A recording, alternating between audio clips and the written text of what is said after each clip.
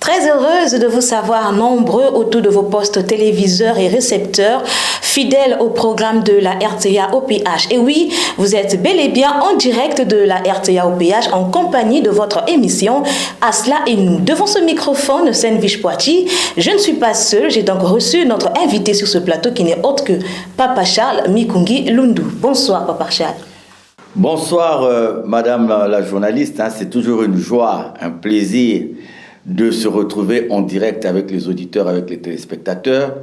C'est une joie d'être ensemble dans le nom de notre Seigneur et notre Dieu. Vous savez, dans le psaume 23, c'est un comportement très agréable que d'échanger, que d'avoir Dieu avec soi, que d'avoir Dieu en soi. Pourquoi je le dis? Parce que de plus en plus de problèmes, de plus en plus de situations, de plus en plus de difficultés, de plus en plus de tracasseries liées à cette vie font croire à beaucoup d'entre nous que Dieu n'existe pas en réalité. Font croire à beaucoup d'entre nous que Dieu est virtuel. Madame la journaliste, chers auditeurs, chers téléspectateurs, en vous saluant, en répondant à votre salut et en saluant tous ceux qui nous suivent, toutes celles qui nous suivent, j'ai ce poids-là en moi parce que je me promène, je regarde à gauche et à droite, j'observe. La vie est devenue dangereuse. Le monde est devenu dangereux, il faut se le dire. Parce que vous savez, la conscience, nous l'avons avec des prédispositions données par Dieu. Et il nous est dit quelque part que, en comparaison avec les animaux, avec les bêtes, nous avons la raison. Mais cette raison, si nous ne l'alignons pas par rapport à ce que Dieu attend de nous, par rapport à ce que Dieu veut de nous, nous ressemblons aux animaux.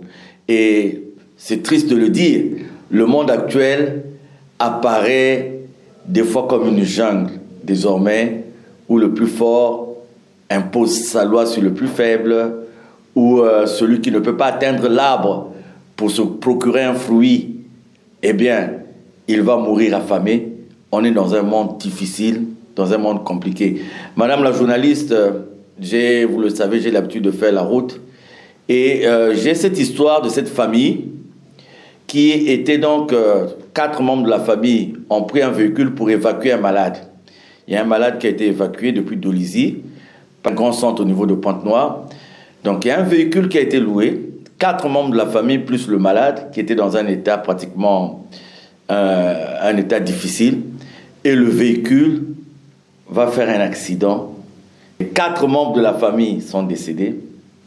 Et c'est celui qui était malade en piteux état qui a survécu. C'est incroyable.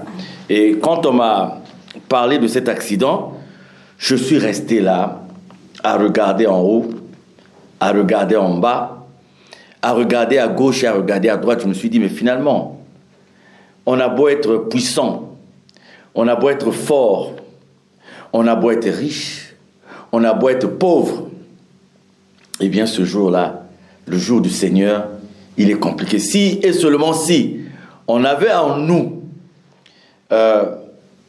cette présence permanente d'une arrivée de Dieu qui fera qu'on puisse lui rendre compte de ce que nous faisons, l'humanité ne serait pas là où nous sommes. Je crois que le monde ne serait pas comme nous l'observons aujourd'hui. Hélas, l'homme n'a pas tiré les leçons de l'histoire, malgré tout ce qu'il y a. Vous savez, ceux qui nous ont précédés, ils avaient la tradition orale. Donc il leur était difficile, mais dans cette difficulté, ils nous ont quand même fait le rendu de ce qui s'est passé. Mais nous avons des supports. Maintenant, nous en avons même au niveau électronique. Mais nous n'avons rien tiré de l'histoire. Mais en tout cas, pour ceux qui sont déçus, parce qu'ils trouvent que la route devient un peu difficile avec Dieu, Eh bien, c'est à ceux-là que nous allons nous adresser au cours de l'émission de ce soir, avec l'aide de Dieu, bien entendu. Merci, Papa Charles. Alors, qu'est-ce que Dieu attend de nous? C'est le thème de ce soir. Pour vous qui venez de prendre d'assaut la RTA OPH, vous êtes en direct de votre émission À cela et nous. Papa Charles, par rapport aux émissions précédentes, votre mot introductif paraît un peu timide. Comment vous portez-vous? Non, le mot, peut-être, la diction est timide, mais le mot, je veux qu'il soit fort, qu'il touche. Si je suis allé doucement, c'est pour avoir l'assurance, avec l'aide de Dieu, de toucher le cœur des uns et des autres. Exactement. Parce qu'aujourd'hui, quelle est la portée du message? C'est ça la grande question. La portée du message dépend de l'idée, de l'intention des uns et des autres. C'est-à-dire que moi, je suis sur ce plateau, vous êtes sur ce plateau. Je vais être demain devant le peuple de Dieu. Quelle est mon intention en parlant au peuple de Dieu? Est-ce que l'intention qui est en moi, qui n'est connue que de moi et de Dieu, est-ce qu'elle exprime une sincérité? C'est-à-dire, est-ce que ce que je veux dire au peuple de Dieu est sincère? Est-ce que je veux leur parler de ce que Dieu veut? Ou alors, il y a un camouflage, ou alors il y a un double jeu en moi. Donc, en prenant la parole de Dieu, je sais déjà que ce que je veux dire est faux en moi.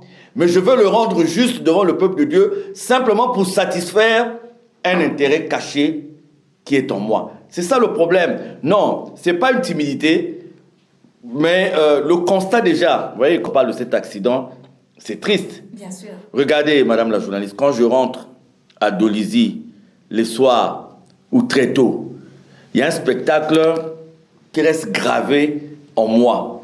Quand vous passez, vous traversez le rond-point de Cister, vous voyez des mamans au bord de la route, avec des légumes. Exactement. Et tout. Vous comprenez que ces mamans-là ne vont pas tirer un bénéfice au-delà de 10 000, parce que vous voyez bien ce qu'elles sont en train de vendre. Mais vous voyez que pour certaines, elles sont là depuis le matin jusqu'au soir, pour un petit bénéfice qui leur permettra de gérer la maison, de gérer les enfants et tout. À côté, vous allez avoir des gens dans les VIP, vous allez avoir des gens dans des bars, dans des bistrots, vous allez avoir des gens dans les boîtes de nuit qui, en l'espace de 5 minutes, vont dépenser 50 000, vont dépenser 100 000, vont dépenser 200 000. Vous voyez les paradoxes de la vie. Alors qu'à côté, il y a une dame qui s'est réveillée le matin avec le froid qui fait fureur ces derniers temps et qui a attendu des camions qui sont rentrés de l'arrière-pays. Vous savez, quand les véhicules arrivent à Tister, là, il y a une bagarre pour s'accaparer de la marchandise qui est arrivée. Et il faut trouver les moyens d'avoir le bénéfice sur ce matériel. Et c'est une vie difficile. Et j'ai le même spectacle quand je suis à Maïnga et quand j'arrive à Agri-Congo. Je vois très tôt le matin comment les mamans sortent d'Agri-Congo avec des légumes, avec tout. Et aisément, ce n'est pas facile pour ces mamans d'atteindre un bénéfice de 20 000. Mais vous avez quelqu'un dans la journée qui va vous dépenser le bénéfice attendu par au moins 100 mamans. Les paradoxes de la vie. Et comment je me porte? Bien, moi j'ai pris cette habitude depuis. Je n'aime pas donner à l'adversaire l'impression de je ne sais quoi. Je me dis, tant que Dieu est pour moi, je ne peux être dans une mauvaise posture que quand je reconnais qu'un acte que j'ai posé ne répond pas à la volonté de Dieu. À partir de ce moment, il y a un sentiment de culpabilité qui me pousse à être tout petit devant Dieu pour implorer sa miséricorde, pour implorer sa bonté, pour implorer sa présence. Mais si je sais que ce que je subis ne tient pas de mes erreurs, de mes manquements, mais tient de la morosité perverse issue de l'adversité de ceux qui sont contre ce que nous faisons, madame la journaliste, même si cela, sur un plan charnel, peut avoir un impact sur moi, je me porte très bien parce que ce Dieu est avec nous. Et le livre de Romains dit, si Dieu est avec nous, qui peut être contre nous? Merci Papa Charles pour cette réponse vivante. Alors, que représente aujourd'hui l'émission À cela et nous pour vous? C'est vrai que dans la vie de tous les jours, moi qui ai une carrière de plus de 30 ans dans les hôpitaux, nous rencontrons du monde, nous rencontrons des gens. Dans les quartiers, nous rencontrons du monde, nous rencontrons des gens. et dans la vie communautaire, celle-là que nous partageons, vous et nous, au niveau de la prière au nom de Dieu, nous rencontrons des gens. Et nous avons donc des espaces pour communiquer, pour échanger. Mais en ce qui concerne Asla et nous, il y a une particularité. Au départ, nous ne pensions pas que nous devions avoir vraiment cet espace vaste d'échange et multidimensionnel, parce que nous n'échangeons pas seulement avec les gens de Luzolo, mais nous échangeons même avec des gens qui ne prient pas. Oui. Et ce qui a fait qu'à notre niveau à nous-mêmes, ça nous a conduit à deux choses. La première chose, c'est de faire attention, parce que si nous sommes appelés à dire aux autres un certain nombre de choses, il faut que nous-mêmes, nous soyons aussi dans des comportements qui ne seraient pas susceptibles de nous trahir dans notre façon de faire. C'est-à-dire que faites ce que nous sommes en train de vous dire et ne faites pas ce que nous faisons. Donc ça, c'est le premier effet. Le deuxième effet, c'est aussi se rapprocher de Dieu. Parce que quand il faut parler aux autres, il faut être sûr que ce que nous sortons de nous ne sort pas de nous, mais sort de Dieu. Qu'à partir de ce moment, nous ne servons que de canal pour exprimer ce que Dieu veut. Et Asla et nous, c'est désormais une grande famille. J'ai eu l'occasion de ne pas payer du carburant dans certaines stations parce que quelqu'un a dit Asla et nous m'a apporté ceci. Et j'ai eu l'occasion dans un supermarché de ne pas payer la marchandise que j'ai eu à prendre parce que quelqu'un et tout ça, voilà. Le plus important, c'est que Asla et nous, aujourd'hui, c'est un lien puissant, un lien très important avec des frères, avec des sœurs, avec nos semblables. S'il vous était demandé de dire qui est Dieu à des païens, que diriez-vous? Je crois que lors d'une émission précédente, nous avons dit ceci. Au commencement était la parole. La parole était avec Dieu. La parole est Dieu. Dieu est le créateur. Et Dieu est à l'origine de la création. C'est là tout le problème. Parce que, madame la journaliste, si nous nous rendons compte que Dieu est le créateur, c'est-à-dire que c'est lui qui a tout créé, à partir de ce moment, il y a déjà une démission en nous sur toutes les forces qui sont au-dessous de Dieu. C'est-à-dire quand nous reconnaissons que Dieu est le créateur, à partir de cet instant, si nous avions basé notre confiance, basé notre force, notre espérance, notre énergie sur d'autres forces qui sont des forces basses, qui n'ont rien à voir avec la puissance de Dieu, nous créons automatiquement la démission avec ces forces. Parce que quand vous lisez dans Exode, vous entrevoyez cette jalousie de Dieu par rapport à la rébellion que la créature manifeste devant son Créateur. Et Dieu, dès lors qu'on le reconnaît comme étant le Créateur, on s'identifie à son amour. C'est là le grand problème.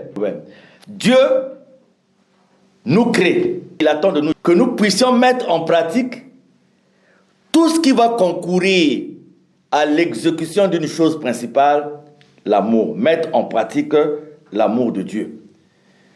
Si cet amour est vécu dans toute sa pratique dans la société, madame la journaliste, nous repartirons à ce que j'ai l'habitude de dire dans le passé, à cette société où il n'y avait ni mendiants, ni démunis, ou dans cette société où il faisait bon vivre. Regardez aujourd'hui, madame la journaliste, chacun court pour son bonheur, chacun court pour sa réussite, chacun court pour sa richesse, chacun court pour son positionnement social. Le résultat, c'est quoi? Quand on le fait sans amour de Dieu, il y a la répercussion sur la vie des autres. Donc, peu importe ce que les autres peuvent subir, peu importe ce que les autres peuvent vivre, moi, je dois gagner mon argent. Et si pour gagner de l'argent, ça passe par mettre X en prison, eh bien, il sera en prison, même innocent. Même innocent, il sera en prison. L'essentiel est que je gagne mon argent. Moi, je veux de ce monsieur-là. Je veux être dans le foyer. Je vais être la femme de ce monsieur. Peu importe, même si cela coûte la place à celle qui a précédé, ce n'est pas mon problème. Et voilà l'abandon de cette notion de la créature qui est au-dessus de tout a fait que nous vivions dans la société actuelle. Donc Dieu est le créateur. En majuscule, il est le créateur. Et si la créature est consciente du fait que c'est le créateur qui dicte, qui inspire, qui protège, qui garde, qui donne, qui pourvoit, à partir de ce moment, la relation avec Dieu est bonne. Donc voilà, d'emblée, si je peux me retrouver devant les païens qui vont me poser la question de savoir Dieu c'est qui? Et Dieu est le créateur. Parce que le débat scientifique semble nous dire que la création n'est pas de Dieu. Qu'il y a eu le Big Bang, qu'il y a eu ceci, et Australopithèque, Homo sapiens. Oui, tout ça c'est vrai. Mais à la base et à l'origine, c'est Dieu. Aujourd'hui, on peut aller à gauche, on peut aller à droite. On peut bâtir sa confiance dans l'ésotérisme, dans le mysticisme, dans la magie, qu'elle soit noire ou blanche. On a l'impression qu'on a trouvé une protection. On a l'impression, regardez ce qui fait rire même, de quelqu'un qui rentre de l'Efoutou et on lui a donné un petit truc. On lui a dit ça c'est ta protection. Mais il ne faut pas qu'elle se mouille.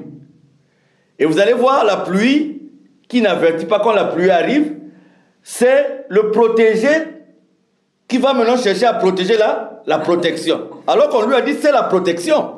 Mais pendant la pluie, pour ne pas que la protection se mouille, c'est le protégé qui va se mettre à chercher à protéger la protection. Voilà, vanité de vanité, avait dit l'Ecclésiaste. Alors, pourquoi selon vous, l'histoire de Dieu et de son peuple a toujours été mouvementée? Nous parlons de la déchéance de Lucifer, l'ange de lumière. Nous parlons de la liberté permissive. Vous savez, Dieu dit à l'homme, voilà ce qu'il faut faire, voilà ce qu'il ne faut pas faire. La différence aujourd'hui avec les féticheurs, les magiciens, ils vous donnent des interdits. Souvent, vous sortez de chez le guérisseur, il vous dit, en sortant de chez moi, ne regarde pas en arrière. Et vous êtes tenu, vous êtes vraiment, vous marchez, et même s'il y a une mouche quelque part, vous ne voulez pas regarder en arrière parce que le féticheur vous a dit, si vous regardez en arrière, tout ce que j'ai à faire va s'écrouler. Il arrive aussi que le féticheur vous dise, en tout cas ce que je viens de te faire, pendant 1 mois ne va pas avec une femme. Et vous trouverez la personne qui n'ira pas avec une femme pendant 1 mois parce que le féticheur a dit, ce que je viens de te faire pendant 1 mois, ne mange pas le poulet.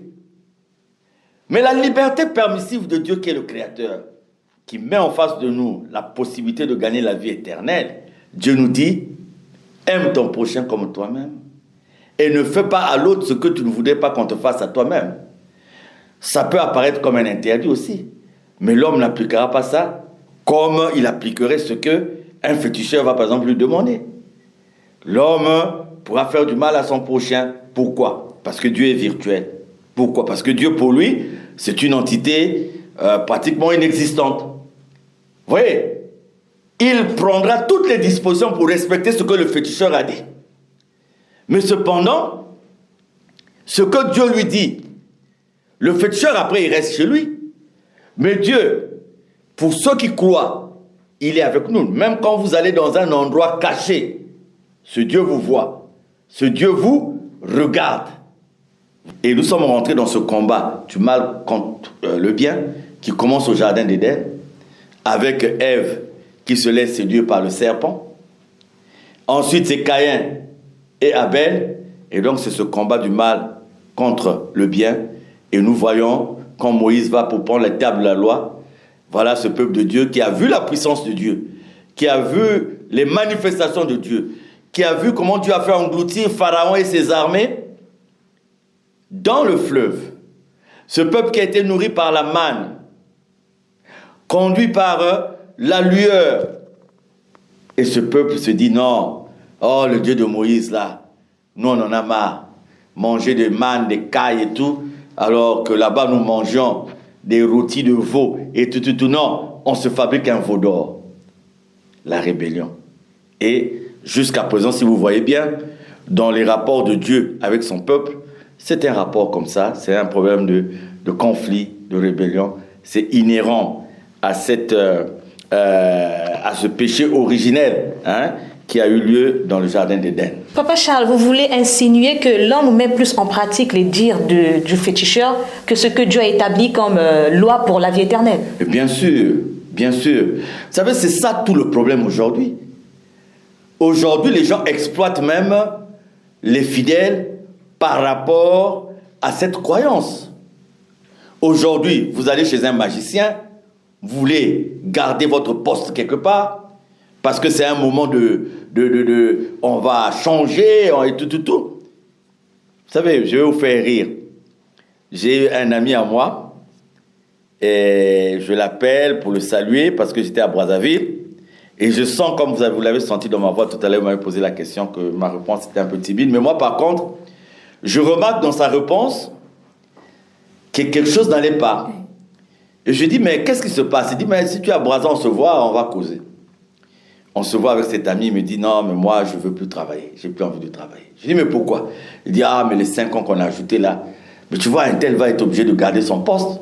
Alors que moi, je me disais, il partait dans 1 an. Vous voyez, il dit, moi, je me disais qu'il partait dans 1 an, et j'étais chaud. Et là, c'est sûr que les 5 ans qu'on a ajoutés là, il va garder son... Donc, voyez la réflexion.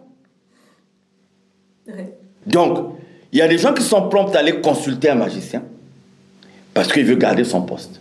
Il y a même, ça c'est pas nous qui sommes à la tête des sciences religieuses, il faut le dire ainsi, nous recevons des gens, beaucoup de témoignages. Vous avez des femmes qui, pour garder le foyer, sont obligées d'aller consulter. C'est des femmes qui fréquentent les lieux de prière, mais qui sont obligées d'aller consulter, d'aller prendre une feuille par-ci, d'aller prendre un liquide par-là, parce que il faut mettre dans la nourriture du mari, parce qu'il faut mettre sous le lit. Il y a une sœur à nous qu'on a attrapée avec une marmite de fétiche sous le lit, mais une grande choriste. Quand elle chante, vous avez l'impression que devant elle, Jésus est en train de danser. Parce que la ferveur qu'elle déploie pour chanter est compliquée. Donc, quand vous consultez un magicien qui vous dit que pour garder votre mari, il faut désormais se laver qu'à telle heure, vous allez voir que la dame va se laver seulement à cette heure-là parce que le magicien lui a demandé de se laver à cette heure. Mais nous avons celui de qui nous devons tenir la vie éternelle. Celui de qui nous tenons d'ailleurs la vie de tous les jours. Moi, madame la journaliste, je disais à quelqu'un, ils n'ont peut-être pas tort, même s'ils ont tort, mais ils n'ont peut-être pas tort, tous ceux-là qui sont arrivés dans la spiritualité comme ça. Moi, je remercie Dieu. C'était un mal nécessaire, à mon avis. Peut-être Dieu dira le contraire. Je remercie Dieu qu'avant de revenir à la bergerie, avant de le connaître, nous avons fait un peu le tour. Nous avons fait un peu le tour de beaucoup de maisons, de beaucoup de ceci. Et aujourd'hui, on voit la vanité de la vie. On se dit, mais en fait, moi, on m'a fait manger sous ce kunzu, c'est-à-dire qu'un poulet cru. On m'a fait manger un poulet cru, soit disant que ça allait me donner une protection devant ma mère. Ma mère est là, elle est témoin. Donc, quand on pense à tout ça... À ce moment, vous êtes conscient ou vous n'êtes pas conscient? Conscient, on nous dit pour avoir la protection, eh bien, il faut engloutir le poulet tout cru. Wow. Nous avons mangé la salive des féticheurs. Il prend la cola, il jette la salive, il vous dit prenez, parce que ça va vous apporter la guérison. Avec le temps, vous regardez tout ça, vous vous dites, non, il faut dire aux autres. Il faut parler aux autres. Il faut leur dire que tout ce que vous faites là, c'est vanité de vanité. Tout ce que vous faites là n'aboutira absolument à rien. Et qu'il faudrait la puissance qui ne tarit pas. Parce que les fétiches ont un temps. Ouais. À un moment donné, il faut encore aller en faire. Si c'était lié à des sacrifices, il faut encore aller faire des sacrifices. Donc, ça ne sert absolument à rien. Voilà cette difficulté de croire aux hommes de la terre, de croire aux choses de la terre et de ne pas croire au Créateur alors que c'est le contraire qui devait se faire. Peu importe les souffrances qui peuvent être les nôtres, peu importe ce que nous pouvons traverser, mais avoir cette foi inébranlable cette confiance. Et je vous dis, madame la journaliste, c'est facile de le dire, hein, mais c'est très, très compliqué. Hein. Oui. C'est très compliqué. Voilà. De la Genèse à nos jours, il semble que Dieu a utilisé différentes méthodes pour parler à son peuple. Pourquoi? Dieu s'adresse lui-même à son peuple au départ, directement. Ça n'a pas empêché Ève d'être séduite par le serpent. Dieu dit, tout ceci vous appartient, mais vous ne mangerez pas de l'arbre. Il parle. On dit, au commencement était là la parole. Donc Dieu parle à lui-même. Dieu parle à Caïn, à Abel. Dieu parle à ce peuple-là qui devient rebelle devant Noé et qui rate l'arche et qui tombe, qui subit le déluge. Donc Dieu souverain parle, mais le peuple bouche les oreilles. Dieu en parlant se manifeste. Donc, par exemple, quand Dieu parle à Moïse de façon instantanée, il y a la manifestation. Et la manifestation est vécue par le peuple d'Israël, qui voit la présence de Dieu, qui sent la présence de Dieu, dans les témoignages, dans les manifestations, dans la vie de tous les jours. Mais ce peuple reste incrédule. C'est ce même Dieu qui parle à Lot, à sa femme et aux autres. Ne regardez plus en arrière. Le fameux ne regardait plus en arrière. Mais la femme de Lot, qui est réduite en statut de sel, simplement parce qu'elle a regardé derrière. Et Dieu se dit, bon, je veux susciter de leur part des gens à qui je parlerai pour donner mes oracles, pour donner mes messages, les prophètes. Prophète, il y a OPH dedans, ceux qui parlent au nom de Dieu. Vous voyez même la plupart des noms des prophètes sont symboliques, significatifs de ce que Dieu leur donne comme mission, Osée et les autres. Donc Dieu suscite de la part du peuple des hommes qui leur parlent. Et cela attise la colère de ce peuple contre les prophètes. Israël, toi qui tuas les prophètes. Non. Le message de Dieu là, nous on ne veut pas entendre ça. Nous on veut les messages bas là, les messages de la vie où on peut... voilà. Méthode, Dieu parle, Dieu passe par les prophètes. Et il arrive même, vous savez, quand il y a les royaumes, le royaume d'Israël, même après le schisme, Israël d'un côté, Juda de l'autre, c'est Dieu qui gère son peuple. Et avant les royaumes, il y a les juges. Oui. Donc c'était fait que le peuple d'Israël restait dans une société conduite par Dieu. Oh non, Samuel, dis à ton Dieu, nous voulons un roi. Parce qu'ils ont entendu qu'ailleurs, il y avait des rois. Dieu dit à Samuel, c'est pas toi qu'ils rejettent, mais c'est moi, leur créateur, qui sont en train de rejeter. On va leur donner un roi. Mais voici les conséquences. Voici ce que ce roi leur fera. Un peu plus loin, c'est ce qui rejoint. Pareil, le même peuple. Juge, royaume, jusqu'à ce que le peuple d'Israël se retrouve maintenant à la merci des royaumes païens. Parce que rebelles, parce que désobéissants. Et Dieu dans son amour, c'est pour ça l'amour de Dieu ne peut pas être comparable à notre amour, parce que les critères, par exemple, de l'amour dont on parle dans Romains, quand vous les lisez, moi, chaque fois que je les lis, je dis je n'aime pas. Parce que je me rends compte que je ne réponds même pas à tous ces critères. Et Dieu dit, il a tant aimé le monde qu'il a envoyé son Fils unique. Donc lui-même, il va redescendre sous la forme du Fils, du Messie, du Christ, Jésus, pour venir démontrer aux gens qu'il était possible de vivre sans le péché et qu'il était possible de vivre en dominant ce monde.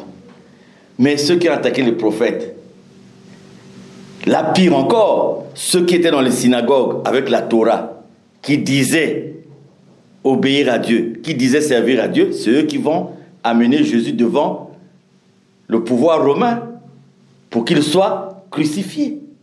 Donc, méthode sur méthode, la démonstration de l'amour de Dieu, et toujours l'homme ne comprend absolument rien. C'est pour ça que je disais au début de cette émission que finalement l'homme n'a rien tiré de l'histoire. Merci Papa Charles. Nous allons faire un tour du côté de la régie sur cet élément que nous propose la production de la RTA OPH.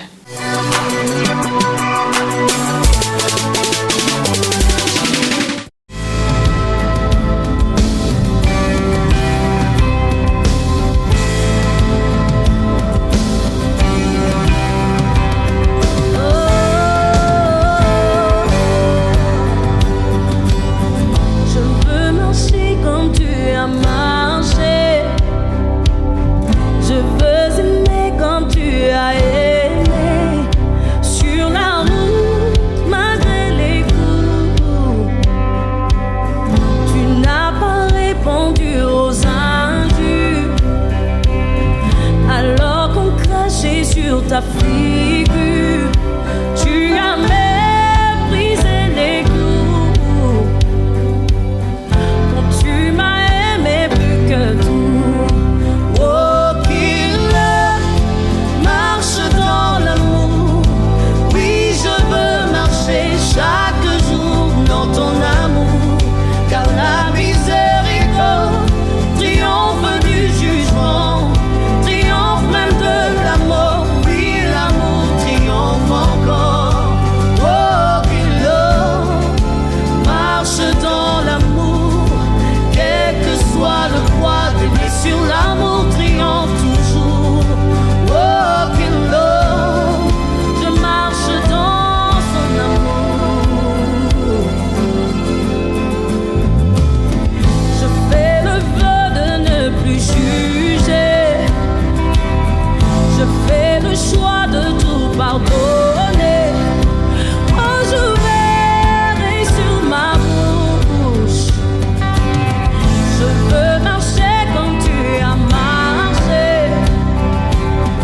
Je veux aimer comme tu as aimé. Quand tu t'es donné pour moi. Quand tu m'as aimé à la croix. Oh, qu'il marche dans l'amour. Oui, je veux marcher chaque jour dans ton amour. Car la miséricorde triomphe du jugement, triomphe même de la mort. Oui, l'amour triomphe encore. Oh, qu'il marche dans l'amour. Quel que soit le poids des blessures, l'amour triomphe toujours. Oh, qu'il je marche dans son amour. Oh, qu'il marche dans l'amour. Oui, je veux marcher chaque jour dans ton amour. Car la miséricorde triomphe du jugement, triomphe de la mort. Oui, l'amour triomphe encore. Oh, qu'il marche dans l'amour. Quel que soit le poids des blessures, l'amour triomphe toujours. Oh, qu'il je marche dans son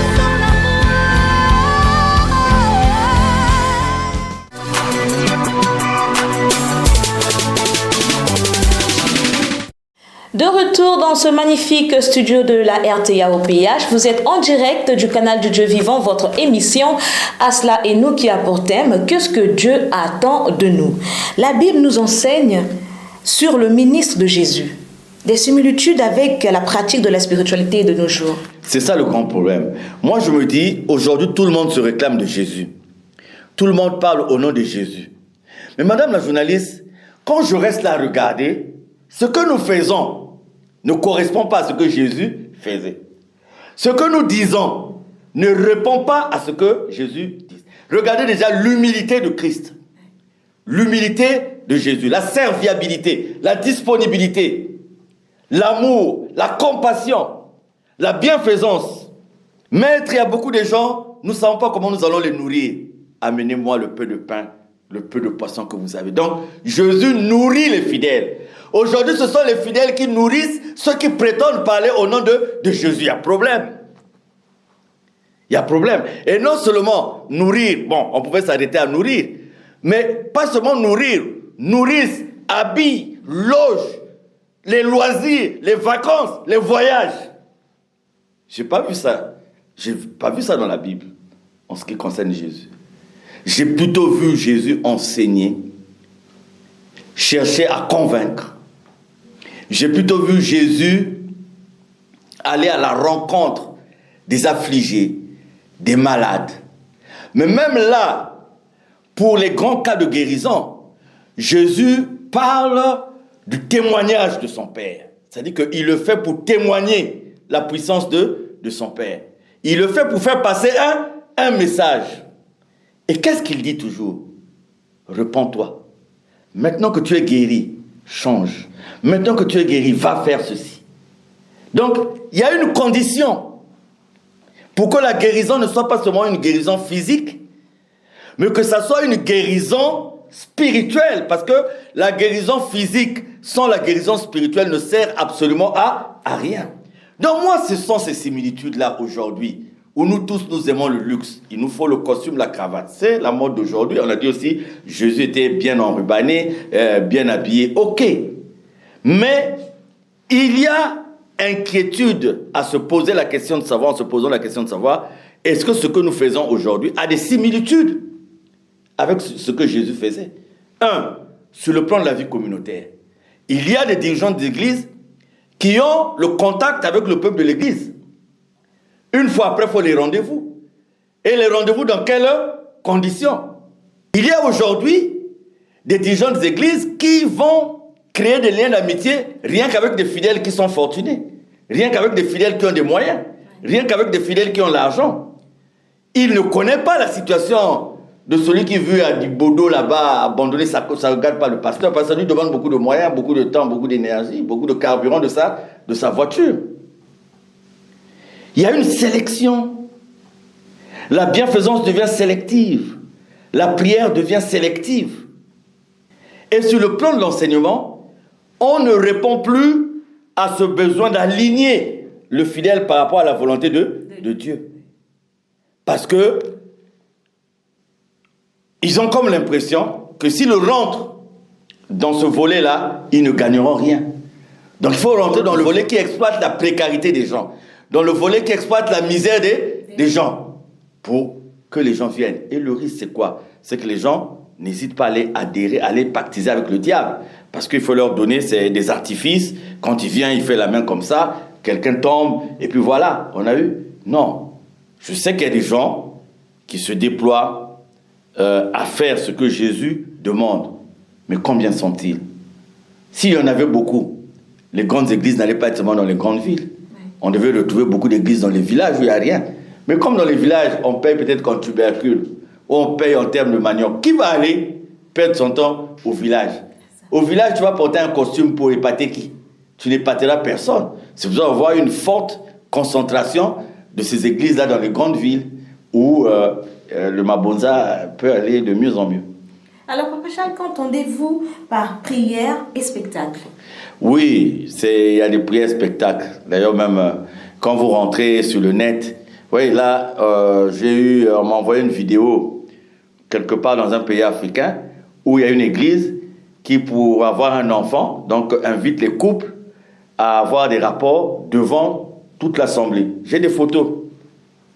Bon, si on n'appelle pas ça prière spectacle, donc voilà, Dieu va vous donner des enfants. Donc, pendant la période favorable, le pasteur programme, madame la journaliste, même vous-même, votre concentration au cours d'un culte de ce genre.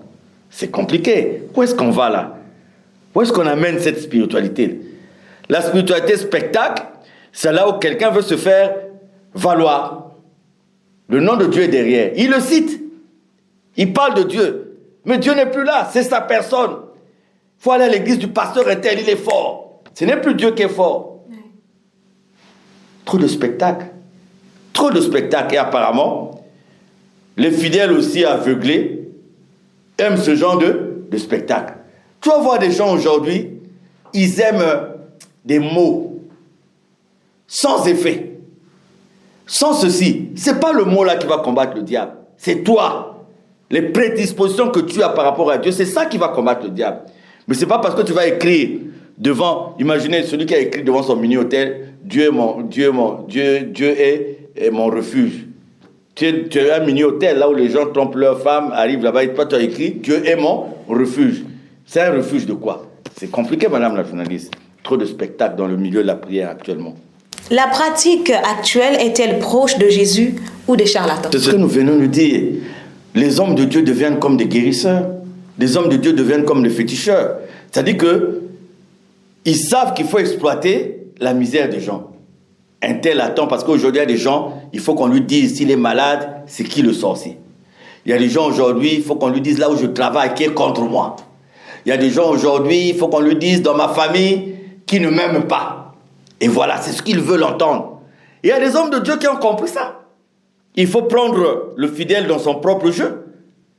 Et on est en train de faire des choses qui nous rapprochent beaucoup plus des féticheurs, qui nous rapprochent beaucoup plus des guérisseurs que de Dieu lui-même. Sinon, madame la journaliste, si on apprend à quelqu'un d'accepter Dieu, de vivre selon la volonté de Dieu, de faire le travail de Dieu, Dieu lui-même, il sait, à partir du moment où tu es acquis à sa cause, Dieu connaît ce dont tu as besoin et qui répond à sa volonté, et il le fera.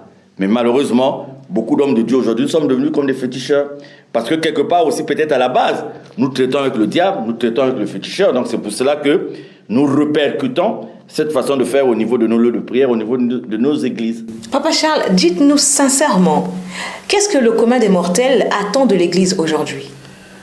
Mais vous savez, l'Église aujourd'hui, pour beaucoup, c'est une habitude, une routine, une monotonie.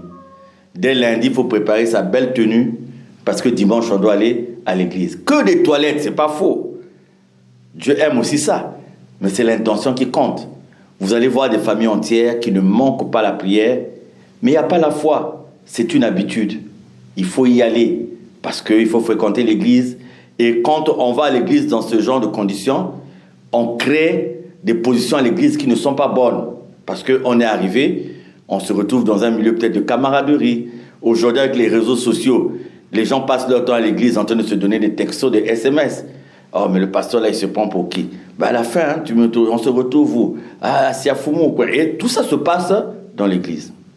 Il y a des gens, au niveau des dirigeants, qui ont ouvert des lieux de prière, des églises pour une exploitation. Donc, en fait, on va utiliser le nom de Dieu simplement comme un fonds de commerce. Et ceux-là seront prêts à tout pour y parvenir. Il y a des gens qui ont vraiment la quête de Dieu, qui savent qu'ils ont fait le tour à gauche et à droite, ils sont allés là, ils sont allés là, ils savent qu'ils n'auront rien du monde, ils n'auront aucune bonne réponse du monde, et cette réponse, ils doivent l'attendre de Dieu. C'est ces gens-là qui souvent se trouvent devant des paradoxes. J'avais quelqu'un qui me disait, ah, Papa Charles, je fais des efforts, je vais à l'église, mais j'ai l'impression que ceux qui sont en face de moi, qui ne connaissent pas Dieu, j'ai l'impression qu'ils vivent mieux que moi. Ils n'ont pas les mêmes problèmes. Vous voyez, donc, quand vous êtes acquis à Dieu, Satan aura toujours cette tendance-là de vous démontrer que vous n'êtes pas avec Dieu. Et il y a des gens qui vont cacher leur double vie au niveau de lieu de prière. C'est-à-dire que pour qu'on ne puisse pas avoir des doutes sur ce qu'ils font, eh bien, ils vont dans les lieux de prière et les lieux de prière pour eux deviennent comme un lieu de camouflage. Comment certains mauvais serviteurs arrivent-ils à berner le peuple de Dieu? Aujourd'hui, la première raison qui crée la domination entre certaines personnes et le peuple de Dieu, ce sont des pratiques. Beaucoup, entre guillemets, les prétendus hommes de Dieu pratiquent, sont dans des pratiques. Nous avons des témoignages, nous avons des évocations, nous avons des hommes de Dieu qui ont été dans ce système, qui ont été dans cette vie, qui se sont repentis, et il y a des pactes que certaines personnes n'hésitent pas à conclure avec les forces des ténèbres pour asseoir une domination sur le peuple qui va croire qu'ils sont avec Dieu. Et la domination ne touche aussi que des gens qui veulent. Parce qu'en fait, depuis ta maison, sans aller dans une église, sans aller dans un lieu de prière, depuis ta maison, tu peux interpeller Dieu, tu peux implorer Dieu. Et Dieu te montrera là où il y a la vérité et là où il n'y a pas la vérité. Donc, on berne les gens par ça, la domination, par des subterfuges. On fabrique un miracle. On a toute une équipe de gens qui sont chargés de fabriquer des scènes. Quand je vais appeler, on fait ceci. Et c'est ce dont on disait tout à l'heure, la prière spectacle. Pourquoi ce manque de clairvoyance de la part du peuple de Dieu? Mais c'est parce que nous ne prenons pas le temps de l'intime. C'est ça tout le problème, madame la journaliste. Tant que le frère, la sœur ne saura pas que seul, il peut être en contact avec Dieu. Tant qu'on se dira toujours que pour être en contact avec Dieu, il faut passer par un tel. Il faut passer par l'intermédiaire de X ou de Y. On n'aura pas le vrai contact avec Dieu. Parce qu'on n'a pas pris le temps d'expérimenter la véritable intimité avec Dieu qui vient de son cœur. Une idée du fond de ton cœur adressée à ton Dieu. Dieu t'écoute. Mais écoutez, nous naissons à égalité. Enfants de Dieu, fils et filles de Dieu. avec les mêmes capacités, avec la même possibilité de s'adresser à Dieu. Les milieux de prière, ce sont des milieux qui favorisent simplement la vie communautaire, en nous faisant des rappels sur ce que Dieu attend de nous et en mettant en pratique cet amour que Dieu attend de nous. Mais en aucun cas, on a dit que telle personne va se substituer à Dieu. Il faut que les gens apprennent ça, à implorer Dieu, à être en contact avec Dieu à partir de leur cœur. Nous sommes le temple de Dieu et nous devons le vivre. Mais il y a des gens qui ont donné leur vie spirituelle par procuration à d'autres personnes. À minuit, un mauvais rêve, il faut appeler le pasteur. Pasteur Nalotiboy. Tu ne sais pas dans quelles conditions lui-même le pasteur, il a dormi. Non, non. Et les dirigeants des églises ont encouragé ça, ont encouragé cette dépendance des fidèles par rapport à eux. Avec ce mauvais caractère que nous exploitons dans le milieu de prière, Papa Charles, finalement, qu'est-ce que Dieu attend de nous? Ce que Dieu attend de nous, c'est là tout le problème. Parce qu'aujourd'hui, madame la journaliste, on dit aux gens, voilà, venez, vous allez avoir les visas, venez, vous allez avoir la femme, venez, vous allez avoir le mari, venez, vous allez avoir le boulot, venez, vous allez avoir la prospérité, venez, vos affaires vont prospérer. On dit ça aux gens. Mais on ne dit pas aux gens, qu'est-ce qu'il faut faire pour avoir tout ça par rapport à Dieu? Vous voyez, si on se contente de dire aux gens de venir à la prière pour gagner des choses, mais dès lors que la personne ne gagnera plus rien, la personne va douter de la présence de Dieu. La personne va douter même de l'Église dans son entier. Mais il faut plutôt apprendre à l'homme, à la femme, d'obéir à ce que Dieu attend de nous. Dieu attend de nous quoi? Premièrement, il y a la charité, il y a l'amour. Aimer. Aime Dieu plus que tout. Ne va plus chez les voyants. Ne va plus chez les féticheurs. Ne pense plus à une autre puissance en dehors de Dieu. Aime Dieu plus que tout. Et aime ton prochain comme toi-même. Le grand problème, la femme du petit Martial ne prend pas, n'en vit pas, ne regarde pas, ne touche pas. La marchandise de l'autre ne prend pas. Le bonheur de l'autre prie. Dis à Dieu merci d'avoir donné telle chose à mon frère. Mais ne rentre pas dans la jalousie, ne rentre pas dans la haine. La charité, de la foi. La foi ferme, au-delà de tout. Gardez la foi que Dieu existe. Et que ma situation d'aujourd'hui, je l'ai remise entre les mains de Dieu. Et ma situation de demain, j'attendrai aussi l'action de Dieu dans ma vie. La persévérance. Vous voyez, non, les 3 vertus théologales que nous oublions tous. Parce qu'on va à l'église, on nous dit, tu auras le visa. On ne te dit pas ce que c'est que la charité. On ne te dit pas ce que c'est que la foi. On ne te dit pas ce que c'est que la persévérance. On demande à Dieu, mais qu'est-ce que Dieu attend de nous? C'est pas parce qu'on va aller prier pour les visas, on a bien un visa au Canada. Mais tu restes menteur, tu restes voleur, tu restes escroc. Mais de quel Dieu attends-tu ce que tu souhaites? Et puis dans nos demandes, nous avons souvent des demandes égoïstes. Mais c'est une bonne chose que de ne pas avoir satisfaction de ces demandes vis-à-vis de Dieu, parce que Dieu sait que ces demandes-là ne nous apporteront pas ce que lui, il souhaite. C'est un grand problème aujourd'hui. Oh, moi j'étais parti à l'église parce que j'ai des blocages. Mais parfois tu es toi-même la cause des blocages. Parce que ta vie par rapport à Dieu a ouvert des failles. Tu as laissé des failles dans ta vie. Moi aujourd'hui, quelqu'un qui prie, qui dit qu'on l'a bouffé par les sorciers, je dis donc qu'il ne prie pas. Parce que quelqu'un qui prie, qui fait l'effort de prier, sauf si c'est le plan de Dieu. Parce que la mort, c'est un instant pour chacun de nous où l'âme repart vers Dieu. Mais moi, quand je vais dans des veillées, on dit non, oncle Animé Diane, il priait, l'oncle a bouffé, c'est qu'il a ouvert une faille. Parce que normalement, si nous sommes avec Dieu, le sorcier ne peut pas avoir une emprise sur nous. Sauf si nous-mêmes, nous ouvrons la voie. Combien de gens qui prient quand ils meurent? Il y a maintenant un débat de Bikoko, non? Mais il était avec nous depuis 30 ans là. Il priait, ok, il avait pile. Alors que chez nous là, dans ma langue d'adoption, on dit c'est-à-dire que la foi, la persévérance, hein? Moi j'aime cette phrase là parce qu'elle illustre la persévérance. bouboti. Mais malheureusement, on est trop pressé dans les choses de cette vie. Regardez la vie d'aujourd'hui. Tout le monde est pressé. Tout le monde veut gagner. Tout le monde veut. Tout le monde veut. Tout le monde veut. Et à la fin, problème. Comment vivre cette intimité avec Dieu, Papa Charles? Dieu l'a dit lui-même dans la prière qu'il nous rappelle dans le sermon sur la montagne. Quand tu veux prier, rentre dans ta chambre et ferme la chambre à clé. Ce n'est pas la chambre dans laquelle nous dormons, c'est dans son cœur. L'intimité part d'abord du fait que chaque jour, toi le chrétien, toi la chrétienne, tu fais un examen de conscience, tu fais une introspection. Très souvent, nous trouvons que c'est les autres qui ont toujours tort et que nous avons toujours raison. Alors qu'il faut d'abord voir nous-mêmes. Est-ce que nous ne sommes pas la cause de ce qui fait qu'on nous traite comme on nous traite? L'intimité avec Dieu, c'est d'abord ce silence qu'on a avec Dieu. Et on se rend compte qu'on a failli là, qu'on a failli là, qu'on a failli là, et on revient vers Dieu. C'est ça, d'abord, l'importance. Donc, garder cette intimité aussi, c'est ne pas s'ouvrir à tout. C'est ce que je venais de dire tout à l'heure, de croire que quand tu pries là où tu es, Dieu est capable de répondre à ta prière sans pour autant que tu ailles à gauche et à droite. Parce qu'il y a des gens qui passent le temps d'aller partout. Alors, quand tu le dis comme ça, tu as ignoré la présence de Dieu, de toi-même. Parce que tu es en train de marcher, Dieu est à côté de toi. Il attend juste que tu te retournes vers lui pour dire j'ai ça. Mais toi, tu préfères parler aux hommes.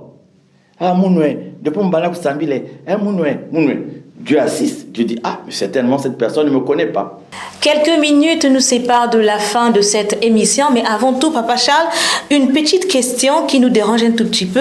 Nous arrive-t-il souvent de demander des choses injustes à Dieu? Ben oui, souvent nous pensons que l'obtention de certaines choses en nous peut nous amener le bonheur attendu.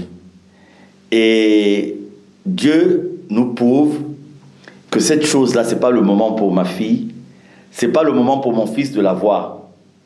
Et quand nous avons échec, nous avons l'impression que Dieu ne nous a pas écoutés. Mais alors Dieu, lui, il nous a épargné d'un danger qui devait arriver. Raison pour laquelle, à toute demande que nous faisons à Dieu, il faut toujours qu'elle s'accompagne de la formule « si ça répond à ta volonté ». Moi, j'ai eu des amis qui ont demandé de l'argent. Et quand ils ont eu de l'argent, ils ont oublié Dieu. Parce que quand ils n'avaient pas l'argent, ils étaient tous les jours à la prière, genoux à terre. Dès qu'ils ont eu l'argent a eu un pouvoir sur eux. Ils se sont détournés de la voie de Dieu. Et quand ils se sont rendus compte qu'ils n'en avaient plus, eh bien, au lieu de revenir vers Dieu, ils ont préféré suivre les voies où on leur disait, si tu veux avoir plus, par là. Et les gens qui ont rejoint des maisons mystiques, simplement parce que à un moment donné, ils ont eu ce que Dieu n'avait pas prévu dans leur destin pour l'instant et de la façon par laquelle eux ils souhaitaient, et ils sont allés ailleurs. J'ai eu des gens qui ont souhaité avoir une voiture et après, 4 mois après, accident dans la voiture, il est mort. Il serait resté un temps comme ça, qu'il ne serait peut-être pas mort. Donc on peut multiplier les exemples. Donc il nous arrive, oui, de demander des choses qui ne sont pas bien. Si on demande par exemple à Dieu, Seigneur, moi je veux tel poste. Et vous savez que là où vous êtes, ce poste est occupé aussi par un semblable.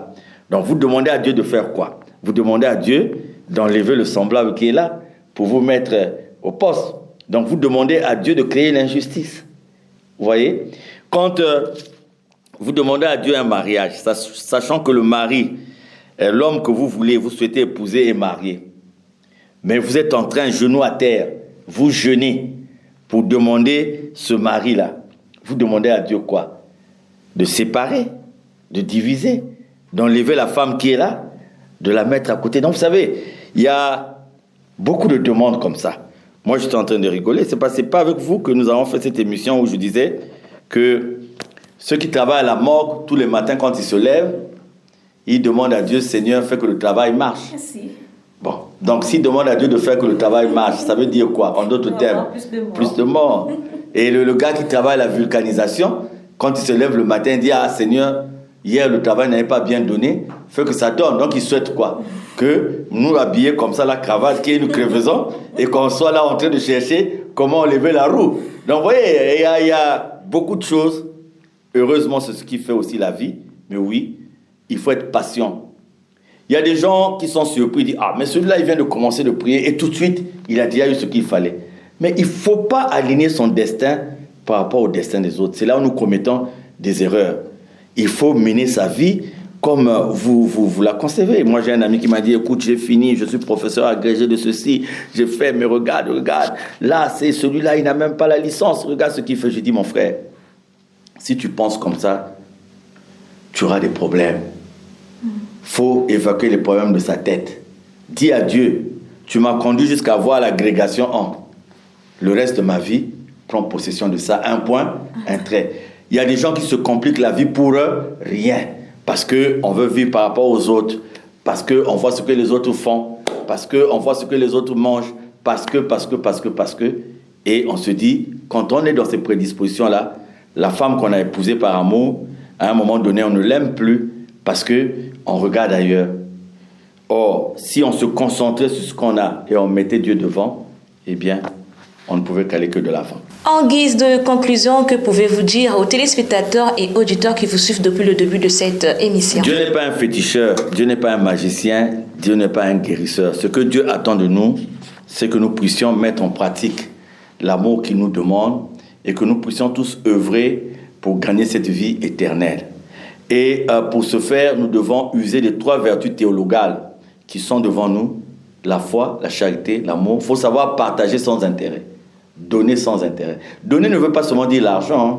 Même le sourire, même les amis sont en train de déménager, eh bien, tu mets ton t-shirt pour aller aider ceux qui déménagent, c'est ça. La foi, ne croire qu'en Dieu. Les gens ont créé des petits dieux. Celui qui te donne l'argent devient Dieu. Celui qui te paye la maison devient Dieu. Et tu es à l'église, mais il y a longtemps que tu as cessé d'être avec Dieu. Et puis la persévérance, on n'a pas la patience. Pourquoi? Parce que dans nos églises aujourd'hui, on n'enseigne plus la souffrance. La souffrance fait partie de la vie d'un chrétien, mais on n'enseigne plus la souffrance parce que les dirigeants d'église ne veulent pas souffrir, alors que la souffrance matérialisée sous l'aspect des douleurs de l'enfantement, la souffrance fait partie de la vie de Dieu. En tout cas, apprenons à connaître Dieu, à chercher ce que Dieu attend de nous avant de demander toutes choses en Dieu. Nous verrons de toutes les façons que si nous faisons le travail de Dieu, en esprit, en vérité, si nous nous battons, parce que nous n'est juste sur cette terre, nous verrons que lui qui connaît nos besoins, eh bien, il nous les donnera sans même qu'on demande, bien qu'il veut que nous puissions toujours en toutes choses demander par des supplications et des prières. Dieu ne veut pas que le méchant meure, mais qu'il se répande, disent les Saintes Écritures. J'ai bon espoir que le thème de ce soir a impacté vos vies à 75%. L'objectif majeur de Asla et nous, c'est de vous ramener vers la raison. C'était donc Asla et nous de ce soir qui a eu pour thème « Qu'est-ce que Dieu attend de nous ?» Merci Papa Charles de répondre à notre invitation. Devant ce microphone, Senvich Poiti, la technique a été assurée par Chancy Boutoto Ristal BC et de l'autre côté de la baie vitrée, Merveille Massi qui a cédé son fauteuil à Martino Noble. Je vous remercie de nous avoir suivis en intégralité. C'est la fin, au prochain numéro.